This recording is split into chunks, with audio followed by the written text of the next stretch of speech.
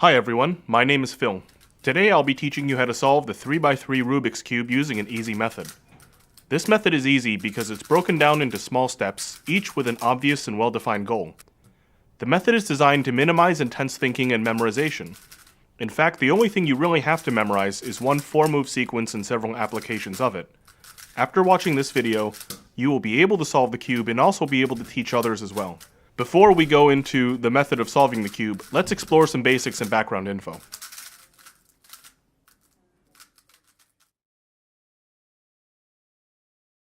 This is a 3x3 cube. For the purposes of our tutorial, there are two ways to visualize this puzzle. First is side by side. This cube has 6 sides, each with a different color. The centers of these sides act as swivels, and these stay put relative to each other. For example, no matter how much I mix up the cube, the yellow side will always be opposite of the white side. Secondly, you can think of the cube as layers. You can think of layers like stories in a building. Each layer sits on top of one another, except for, of course, the bottom layer. Here, the terms we will use to describe the layers goes as follows. The first layer is on the bottom, and the last layer is on the top. The middle one is what we call the second layer. The basis for our solving method is to visualize the cube as a puzzle with 3 layers. Now let's take the cube apart and check out the components of the puzzle. You'll notice that there are 3 different types of pieces on the cube. The first type of piece is called the centerpiece. Each centerpiece holds 1 sticker. There are 6 centers in total. Because the centers don't move relative to each other, the color of the center will ultimately decide the color of each face. For example, if the side has a red center, the entire side should be red when the cube is solved. The second type of piece is an edge, which holds 2 stickers.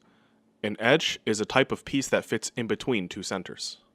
For example, this blue and red edge fits between the blue and red centers. The third type of piece is a corner, which has 3 stickers. This corner is red, white, and blue, and fits between the red, white, and blue centerpieces. Each piece is unique on the cube. There will only be 1 white center, 1 green-orange edge, and 1 red, white, and blue corner. Along these lines, there will be certain pieces that do not exist. For example, there will never be a green-blue edge, as the center pieces are opposite. That's about it for background information. Now let's talk about how the cube moves. Each side can be rotated clockwise or counterclockwise. You can make a single or even a double turn. These moves on a cube can be denoted with cube notation, which begins with associating each side of the cube with a letter. The letters we use here are R, L, U, D, F, and B. R stands for right, L stands for left, U for up, D for down, F for front, and B for back. In this tutorial, we'll only be using R, L, U, and F. A plain letter means a clockwise turn of that face with respect to that face, as if you were looking directly at it. For example, a U would instruct us to turn the upper side clockwise once. A letter followed by a prime symbol means a counterclockwise turn. So a U prime would instruct us to turn the upper side counterclockwise once. If you did a U and then a U prime, the cube would return to its original state because the U prime undoes the U. Double turns are notated with a 2 following the letter. So, an R2 denotes a double turn on the right face, and doing another R2 returns the cube to its original state. Direction does not matter so much here, as turning a side clockwise twice is the same as turning it counterclockwise twice. Let's try a notation exercise. For this exercise, try doing the following moves. R, U, R prime, U prime. In plain English, this string of moves instructs us to move the right face once clockwise, then move the upper face once clockwise. After that, move the right face once counterclockwise. To finish, move the upper face once counterclockwise. If you did this correctly on a solved cube, 2/3 of your top face should still be the same color. Repeating the string of moves 5 more times, 6 times in total, returns the cube to its original state. There are a lot more types of turns and notations, but the ones mentioned in this section of the video are the ones that will be used to teach the method. At this point, we know how the puzzle works, its basic rules, and how to turn. Now let's take a look at the method and then apply our knowledge to solve the cube. For simplicity, we will break this step down into two separate substeps. The first one is called Daisy, and the second one finishes up the cross for good. We call the first step Daisy because daisies have yellow centers and white petals. The goal of this step is to gather edges with white stickers around the yellow center. For our purposes, the edges with white stickers will be called the white edges. This should take only 1 to 3 moves for each sticker, and it is completely intuitive. We feel the best way to teach this is by example, so here's an example of how to solve the daisy. So to make things easier and more visible, we recommend starting our solve by putting the yellow center on top. We will try to build our white edges around it one by one. Here, one of the white edges, the one in the back, is already solved. That means there are only 3 we have to do ourselves. From this view, we are able to see 3 white edges. Here, here, and here. This one here on the left is only 1 move from being solved. So solving it is very straightforward. Generally, our goal is to go for the easiest ones first. White edges are usually easy if they're sitting in this position or this position. They can be solved using only 1 move. The second sticker we can do here is this one. This one is not in our desired spot, but if we turn the front side this way, it is 1 move away from being solved. This one was solved in only 2 moves, and you can actually think of it as an extension of the first case you had. The first move transferred this white sticker over here, which turns it into the first case we encountered. At this point, you will know how to solve this piece. Now it's time for the third edge. We have no more white stickers right in front of us, but we can spin the cube in our hands to try to find one. Here it is. It's sitting near the bottom of the cube. This one's a little trickier and requires more moves to solve, but we can definitely do it.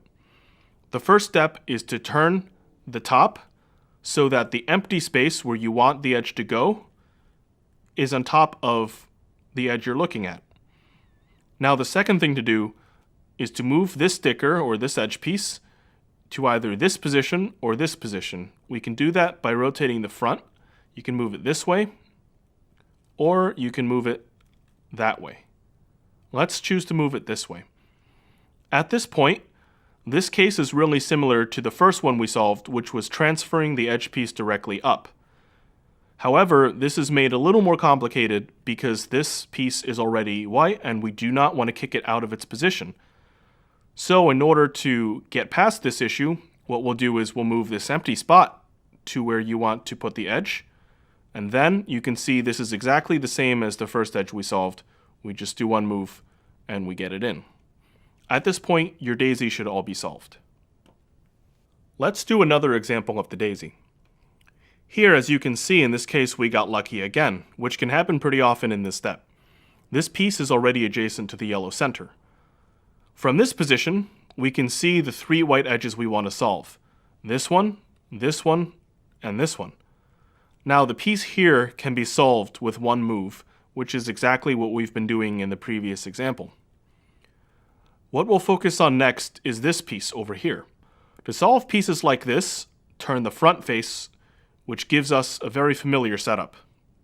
From here, all we need to do is make 1 move to finish it off. The last piece is also 1 move off, so we'll do that to complete the daisy. Here's one situation you may encounter while solving the daisy. This white-red edge is all the way at the bottom, which is on the opposite side of the yellow center.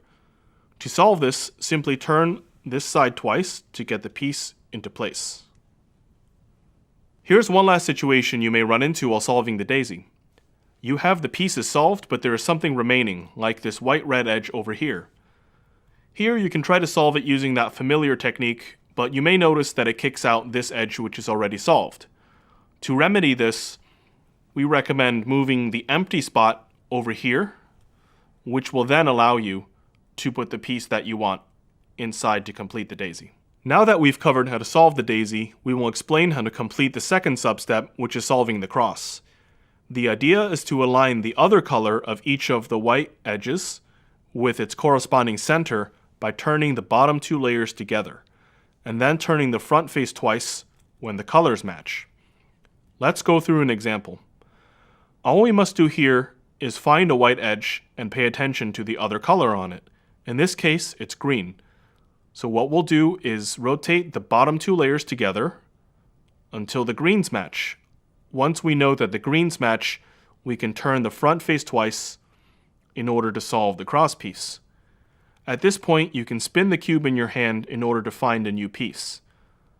The first thing I noticed was this orange piece, and it's already near its corresponding orange center, so there was no need to rotate the bottom two layers together. At this point, once these oranges match, we can turn the front face twice to solve the orange cross piece. Now let's spin the cube one more time to find this red-white piece. And now we want to match the red with the red center, so we can do that by turning the bottom two layers together. And once we have that, we can turn the front face twice. Our last target is this edge, which is blue and white. So at this point, we want to match the blue with the blue center, which is on the opposite side of the cube. So we can turn the bottom two layers together 2 times in order to make the blues match. And at this point, we can turn the front face twice in order to complete the cross. That's about it for the cross. The daisy is slightly abstract and requires some thinking, so make sure you practice that a bit.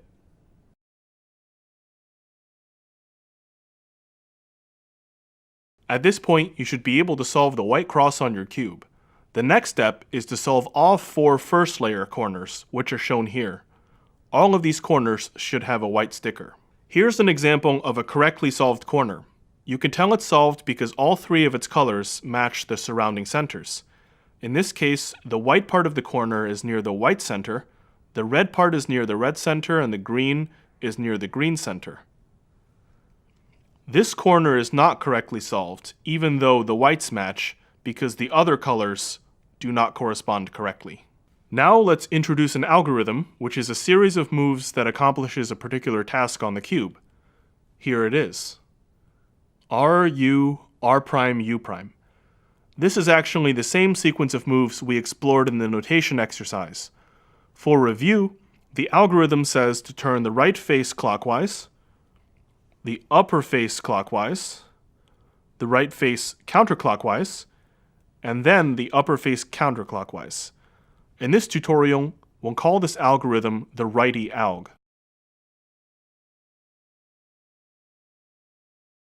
The righty alg has many uses. In this step, we'll be using it to solve the first layer corners.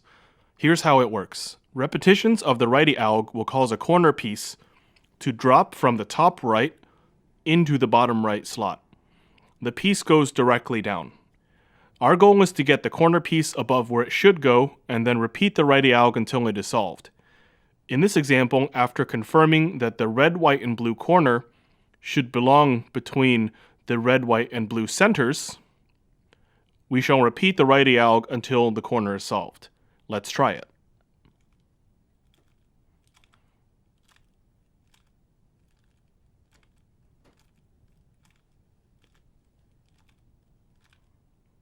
And here you can see that after 3 repetitions, the corner is solved. Now let's do a full example. To begin, make sure that your white cross is facing downward. The white side should be facing down throughout the entire duration of this step. Here in this example, we already have a corner solved in the back, which is pretty lucky. Our first step is to look on the top layer and find a corner with a white sticker. We have one here, and it's white, orange, and blue.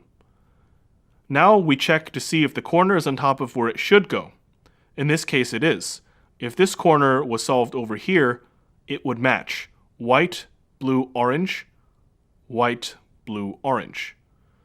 So once we confirm that this corner should go directly down, we repeat the righty alg until the corner is solved. Make sure you check in between repetitions to see if the corner is solved. If you overdo it, you might have to do more in order to solve the corner. In this case, it took 3 repetitions to solve the corner. Now let's check the top layer to find another corner with a white sticker. There's one right here, and it's white, red, and green. Unfortunately, it's not on top of where it should go. So we have to rotate the bottom two layers together in order to put it on top of where it should go. This is very similar to when we were solving the cross. So let's do it. No. Yes. So at this point, after rotating the bottom two layers together twice, we have this in position now. White, red, green goes down into the white, red, green spot. Once we confirm this, we can repeat the righty alg until the corner piece is solved.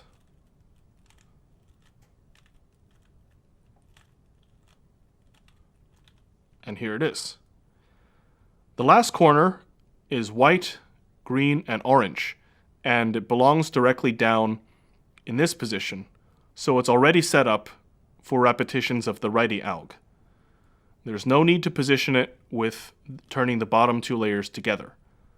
So once this is set up, we can repeat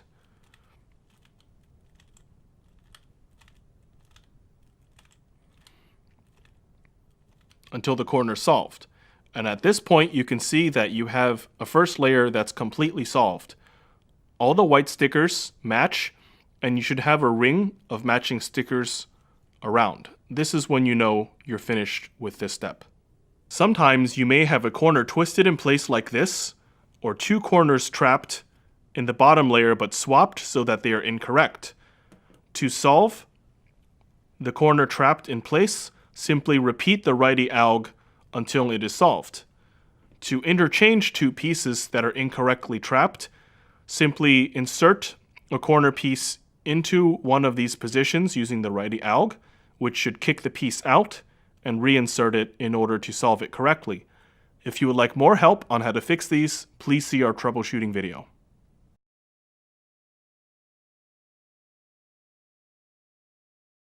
Once the first layer corners are done, it's time to move on to the 4 second layer edges. The 4 edges we're interested in solving include the red-blue, the red-green, green-orange, and orange-blue. None of these edges should have a yellow sticker. In this step, we'll also make use of the lefty version of the righty alg, which is this. L prime, U prime, L, U. This algorithm says to turn the left face counterclockwise, the upper face counterclockwise, the left face clockwise, and then the upper face clockwise. Remember that an L move instructs us to turn the left face clockwise as if we were looking directly at it. Here is the L move one more time for clarity. Let's call the alg we just did the lefty alg.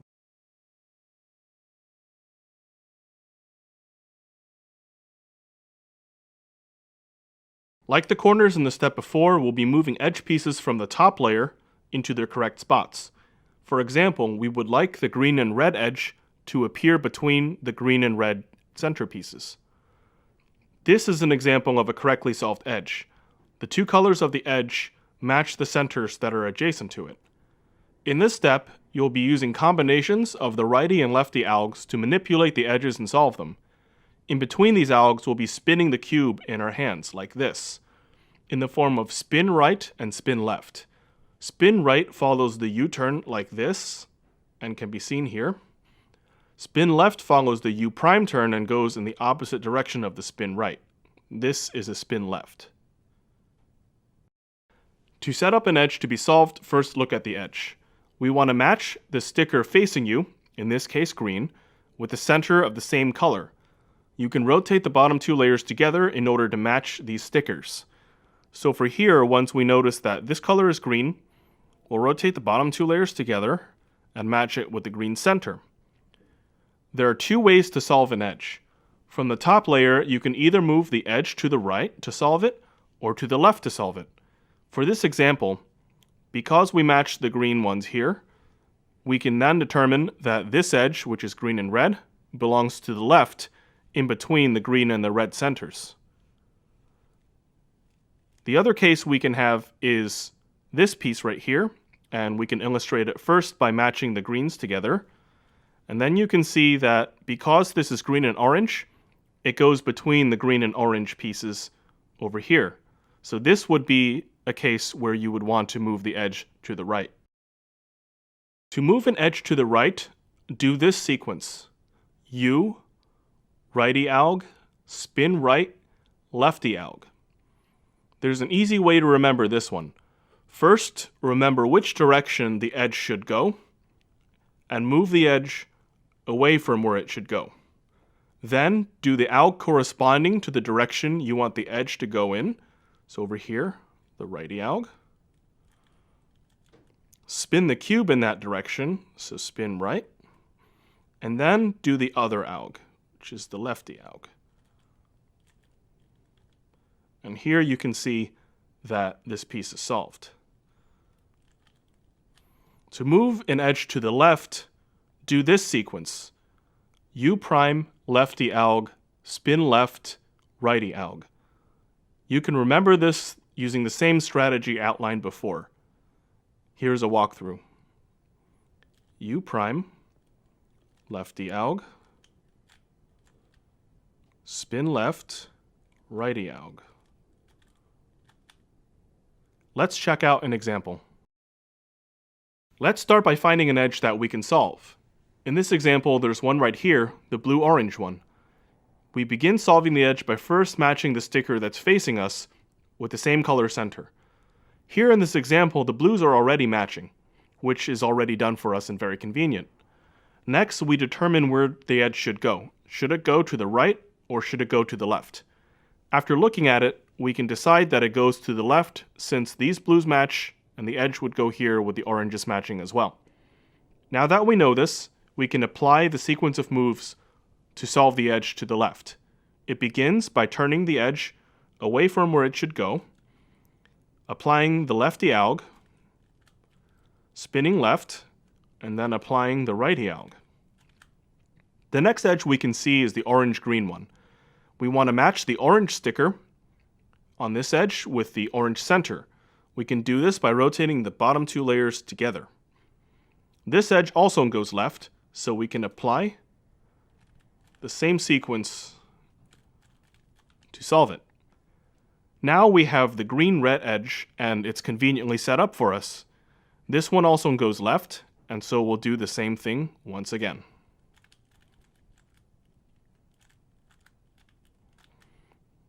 The fourth and last edge is the red-blue one. We'll move the bottom two layers together to match the blue on the edge with the blue center. This time the edge moves to the right.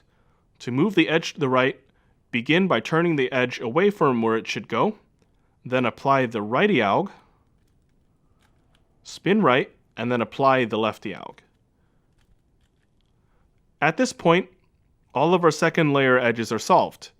After this step is done correctly, it'll look like 2/3 of your cube is done.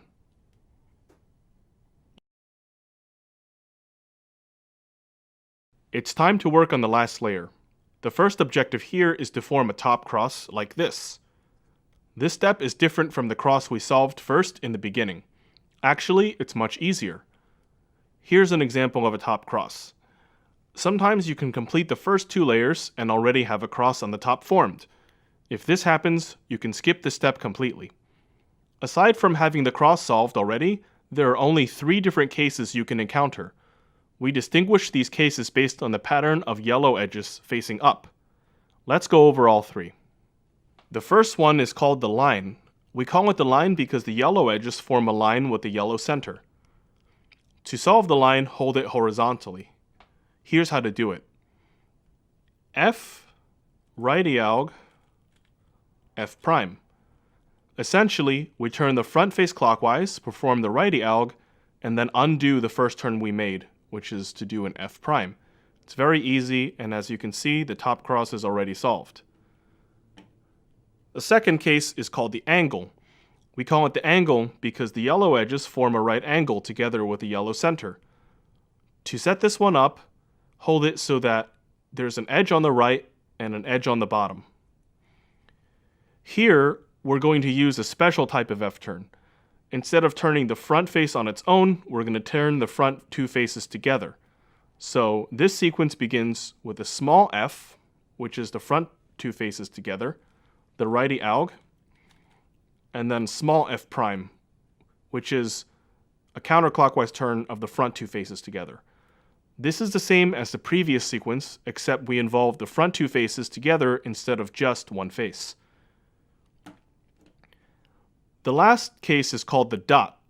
We call it the dot because it's a dot and there are no other edges that are yellow that are facing up. To solve the dot, perform the sequence for the line.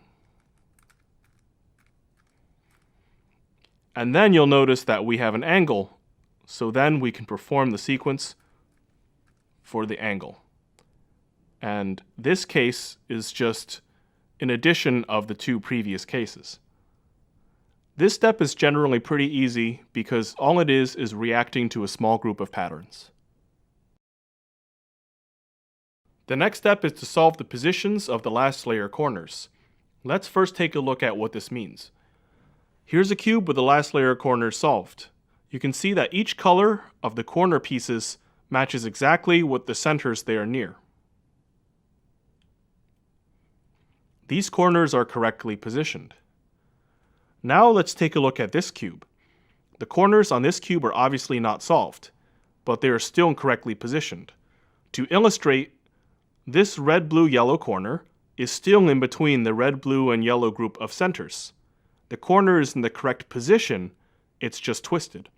The same is true of the other corners. They are in the correct position, just twisted. This step aims to correctly position all the corners. At this point, we don't care whether any particular corner is twisted or not. There are three cases that can happen, and you can adjust the cube by turning the bottom two layers together in order to get a better view to determine which case you have. Let's start with the first one, which is the easiest. If you take a look and all the corners are already correctly positioned, like in the cube we have here, do nothing. You've essentially skipped this step. The second case is where you have to swap two corners in an adjacent fashion. Let's do an example. Here you'll notice that the red, blue, yellow and the blue, orange, yellow corners are correctly positioned. You can turn the bottom two layers together to get a better view. Now let's take a look at the other two corners, especially this green, yellow, orange one. You'll notice that the green, yellow, orange is not in between the correct group of centers. Instead, this corner belongs over here in the back between the green, orange, yellow group of centers. And the corner in this current position belongs over here between the green, red, yellow centers. At this point, it should be fairly clear that these two should swap. So to summarize, these two are correctly positioned and these two should swap. To swap these corners, hold them so that they're both on the right. The yellow center should be facing up. Once you have this, we can begin doing the sequence of moves that swaps two corners. The sequence looks like this. Perform the righty alg 3 times.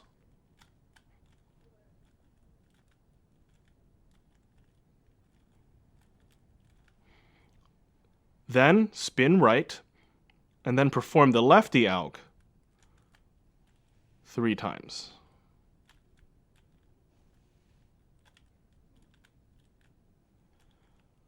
Now let's do a check by rotating the bottom two layers together to get a better view.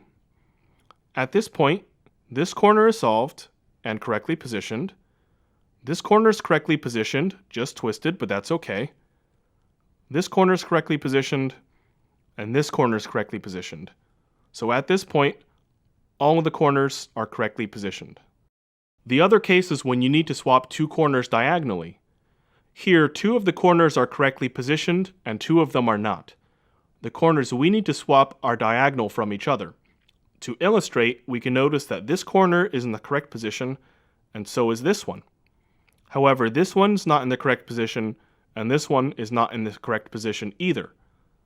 From here, we can tell that these two corners need to swap in a diagonal fashion, which is different from an adjacent swap. To do this, first perform the adjacent swap we learned previously. You can do this at any angle, just as long as the yellow center is facing up. Let's do this first part.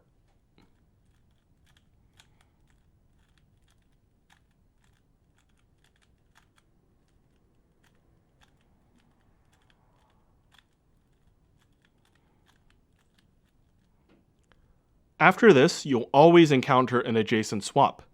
Over here, you can tell that these two corners are correctly positioned, and these two are not.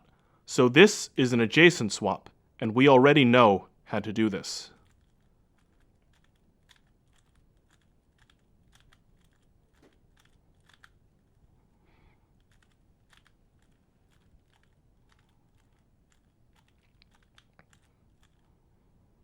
And then we can adjust the bottom two layers and confirm that all the corners are correctly positioned. Essentially, to do a diagonal swap, we do two adjacent swaps to create a diagonal swap. Now that all the last layer corners are correctly positioned, it's time to twist them so that all the yellow stickers are facing in the same direction, which is up. So essentially, you're going from this to this, where all the yellow corners are facing up. Let's try two examples. In this example, we have four corners that need to be twisted. To begin twisting them, we'll first flip the cube upside down so that the white side is facing up. In effect, the corners we need to twist are now in the bottom layer. To begin, first find a corner that needs to be twisted in the bottom layer and spin the cube in your hand so that it's on the bottom right. Here, this is not an issue because all four corners need some form of twisting. After that's complete, repeat the righty alg until the corner is correctly twisted. You can tell if a corner is correctly twisted if the yellow sticker on it is facing down. Let's try it on this corner.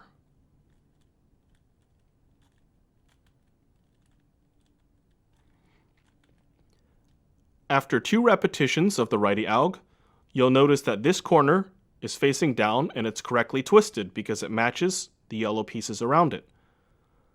Afterwards, turn the bottom layer so that another corner that needs to be twisted is loaded into the bottom right spot. Then repeat the righty alg until the corner is correctly twisted.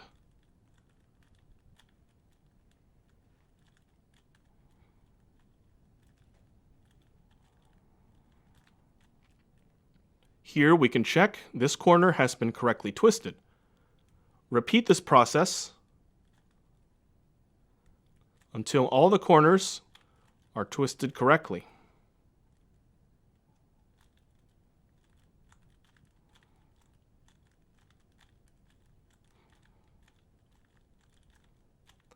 This step ends when all the corners are twisted and the cube is turned right side up again. In this example, we'll need to only twist two corners, as two corners are already twisted correctly. To begin, flip the cube upside down. Next, confirm that the corner that you need to twist first is on the bottom right. Repeat the righty alg until the corner is correctly twisted. Here, because these two corners were already correctly twisted, we can skip them and load this one into the correct spot by doing a double turn on the bottom layer. Once this is loaded into the correct spot, we can repeat the righty alg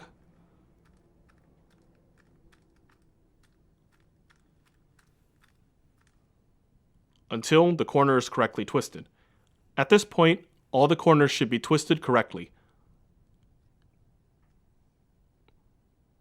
As a note, sometimes all the corners will be twisted correctly after positioning them. If this happens, you can skip this step. Now let's move on to the last step. Solving the positions of the last layer edges is the last step of our method. We can begin by adjusting the corners to their solved state by turning the bottom two layers together. If you did the previous steps correctly, everything should be solved except for the edges on the last layer. There are two types of cases that can happen. One type is when there is one edge solved correctly, and the other type is where there are no edges solved correctly. The first case we'll deal with is the one where one edge is solved and three edges need to be solved. To begin solving this, we must first turn it so that the solved edge is in the front. Once we have that, there is one more sequence that lets us finish the cube for good. This sequence goes like this: righty alg, lefty alg, the righty alg 5 times, 1, 2, 3, 4, 5. And then the left diag 5 times. 1, 2, 3, 4, 5. Sometimes you may need to repeat this sequence twice in order to be solved. Over here is an illustration. Right diag, left diag, 1, 2, 3, 4, 5. 1, 2, 3, 4, 5. And if it's not solved, we can repeat the sequence again and it will be solved. Right diag, left diag, 1, 2, 3, 4, 5, 1, 2, 3, 4, 5. And the cube is solved. The other type of case you may encounter is the one where there are no edges solved. To solve the cube from here, simply perform the sequence of moves and then spin the cube in your hand and do it again. To illustrate, let's try it. So I'll do the sequence. 1, 2, 3, 4, 5. 1, 2, 3, 4, 5. At this point, I can spin the cube in my hand so that the solved edge is in the front and do the sequence again.